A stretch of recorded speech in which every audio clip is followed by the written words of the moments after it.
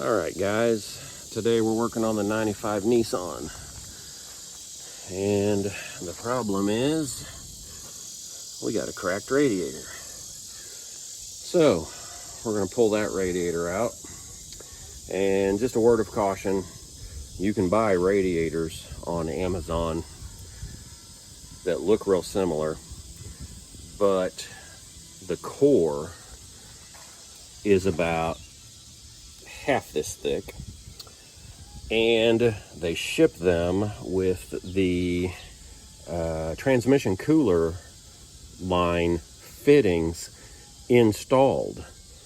And the first one I got, they were bent all to hell, just destroyed it. So, you know, went to reorder or order from a different seller. And the other problem is, in the photos, it looks like the transmission cooler is brass, and it's made with one piece hose fitting that they just put through the plastic and then put a nut on. They're not made that way, and I verified that with the seller, and so I decided to go a different route. Solid aluminum, no more plastic. So this is how it was shipped in the box. It showed up undamaged. Now, the strange thing is, I wanted to see the price versus what the seller sold it to me for on eBay and what it was listed on the website. And when I go to this website, I can't find this radiator. I don't know if just the keywords weren't working in the search or what, but I could not find it. So anyway, it's a pretty nice looking radiator. It is thicker than the original, so you know, I'm hoping we don't have any installation issues. They say it fits. It's made pretty nice. The aluminum looks pretty thick everywhere. One word of warning, the drain is just finger tight. If you get one of these or any radiator, make sure you install everything. So first thing we got to do, take off the skid plate, and the problem with that is, looks like somebody put it on with self-drilling screws, so that may be kind of fun. So yeah, I don't know if they just lost the bolts or what, but let me remove that. So the next problem is, there's the drain, and you have to reach up in there. If you try to do it right-handed, you can't hardly get your hand in there. And left-handed, I mean, I could get in there, but it was tight, so I actually had to use a crescent wrench. Then, I think there's supposed to be a hose on it to direct the flow, which is not there. So it's probably going to run out everywhere. Okay, the next problem. When you turn the drain valve, the entire plastic piece with the hose barb on it is turning, and the valve is not releasing. So I guess we'll go about this a different way, and we'll just use the radiator hose on the bottom to drain the radiator. Alright, so can't take the lower radiator hose off very easily from down there because it has the original style clamps like this one, and it is pointed straight up, so I'll have to get that in there.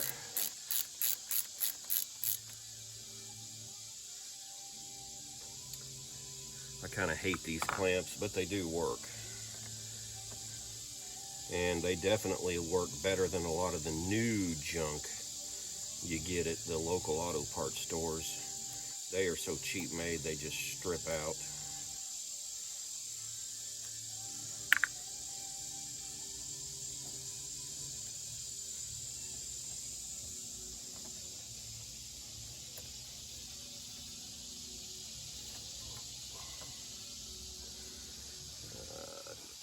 I need a pair of pliers for that. I'll be right back.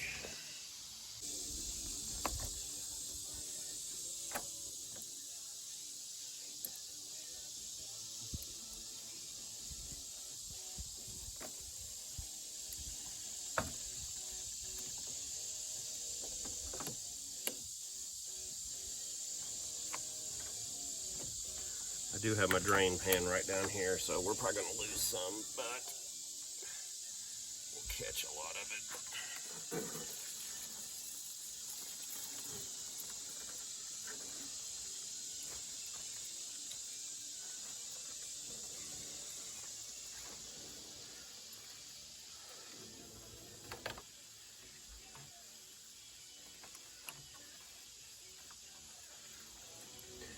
The other thing about that aluminum radiator is it came with a new radiator cap, and the ones you get on Amazon do not have that.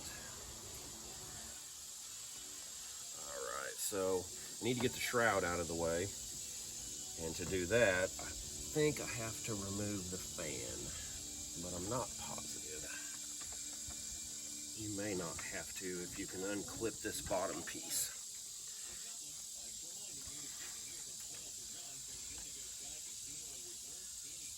Remember exactly how that works.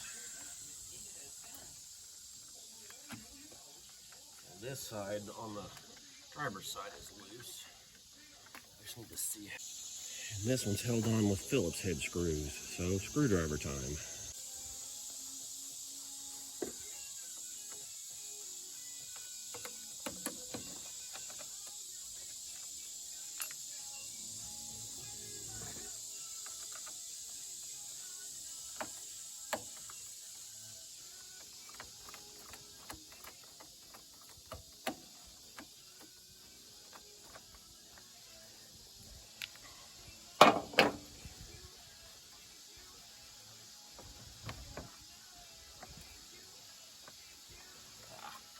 There's another set of bolts down here toward the bottom.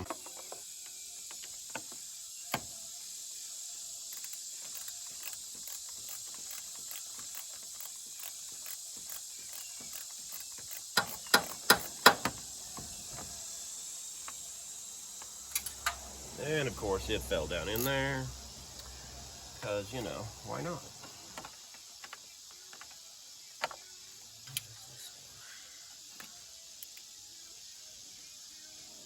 This one bigger.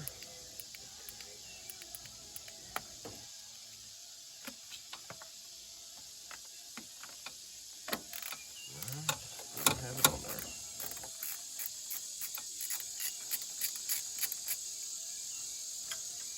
I keep on dropping this one. Okay. And since these look like they are sheet metal type screws to thread into that plastic, I'm probably going to have to find some different screws, bolts, whatever, for the aluminum radiator.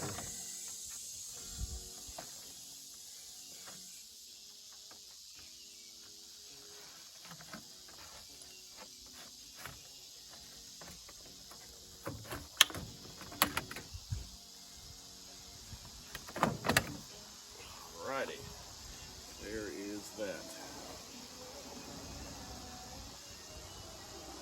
So here's the piece I was telling you about. It has a tab right here that you pull, and then it was sitting in there.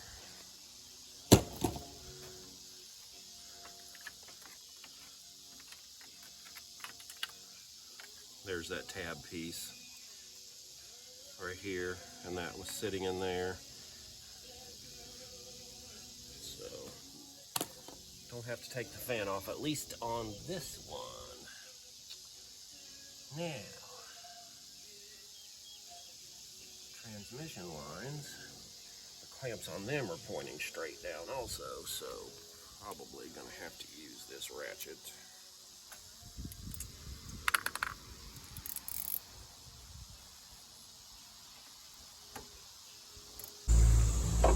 So what we have down in here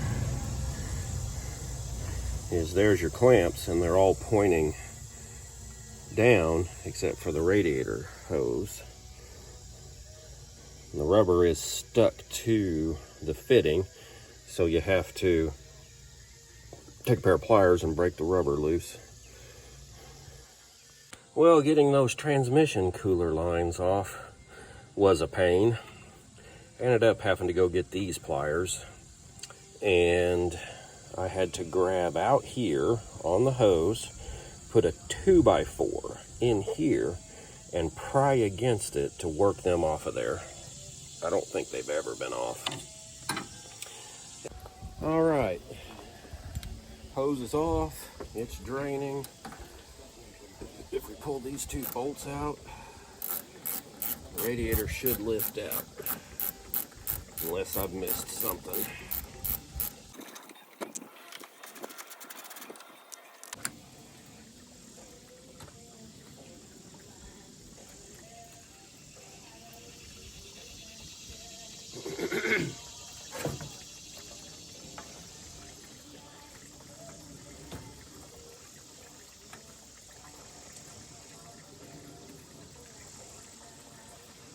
There she is.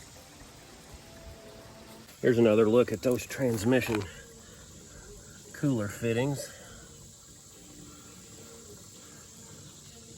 This is how they appear in the photos on Amazon, but this is not what you get. At least with the two different brands I tried. All right, we need to take these rubber grommets off the old radiator to transfer onto the new radiator. I looked at those lines and they are formed. So I guess I will go see if I can find just some regular transmission cooler line and make it a little bit longer so it can fit down in there out of the way. So what that means is it's time to go to town. Well guys, I'm back from the auto parts store, and it looks like I might be running into some fitment issues. So the first off is the shroud is lined up at the top. This hole is over too far. This hole is off the edge. So that's one issue. The other issue is, so this has to fit in, fits all the way in. This drops through the center of the rubber and then you bolt into that. Well, these are so close in that, see, you're hitting. And as long as they're in the right position for it to mount, I can grind this back and make that work on both sides. This one's not quite as bad.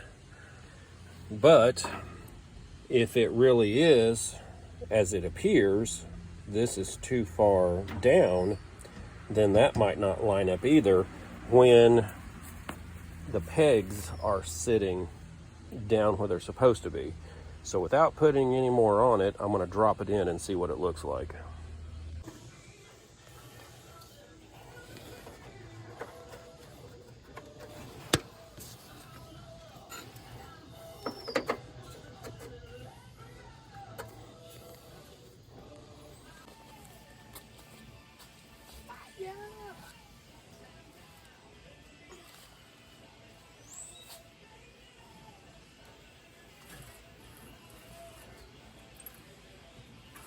Okay, so the bottom of the radiator was hung up on the lip back here. There is now plenty of room there.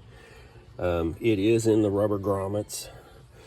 Height-wise, the radiator is probably okay, but as I suspected, the mounting gears are a little low. So if I want to keep it down in the grommets and everything, I'm probably going to have to notch these, open them up a little bit so that that rubber bushing and everything can pull up. But once you tighten it up, it tightens that all down. So just small, that right there is just a small fitment issue. I mean, it fits in the space, in the available space. You've got plenty of room between your fan. So this is the kind of stuff, you know, sometimes we got to deal with. I can come in here and just lop them off probably, and that'll let that move up a little bit. So the other problem is the fan shroud, which I think I can just notch the fan shroud at the top where it mounts on here and let it shift over enough that the second set of bolts will line up. I think it's all workable. It's just things to know and be aware of if you try this. Another slight issue, if we were to bolt the shroud where the holes are, is you would have interference with your hose right here. But that's nothing, just to trim that out, just a hair, if we had to. But I think we're going to try to move it over just a bit anyway, so that's probably not going to be an issue.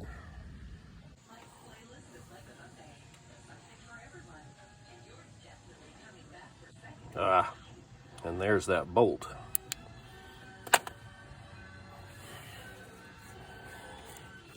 Actually, change of plans.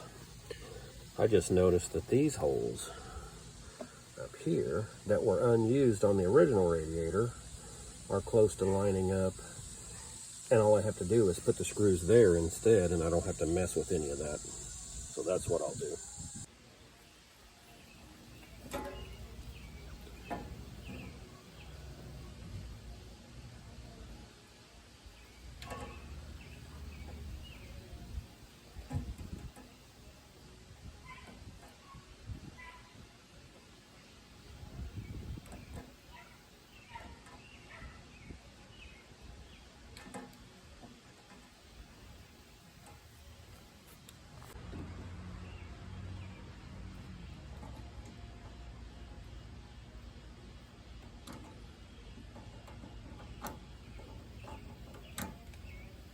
Now, I have those score marks.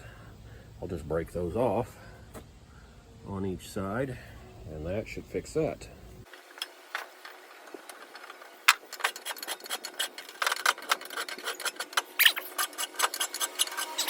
Okay, so everything went back in pretty much like normal. As I stated before, I used these bolt holes and the ones in the middle instead of these. That let everything center up the way it should be. You guys saw how I clipped these out and just filed them. That just let everything sit down. They're tight. You know, it's not moving anywhere. Everything else hooked up. Everything else hooked up correctly. My battery's dying, of course. And so far I don't see any leaks, but I have not ran it with the cap on yet. I was using one of those deals that lets the coolant bubble up, or lets the air bubble up through the coolant so you can make sure you get all the bubbles out. So I have not run it under pressure yet, but you know, barring some little weird leak or something, it looks like it all will work. And like I said, I've had it running, so nothing's hitting. I think that's the way we do it, guys.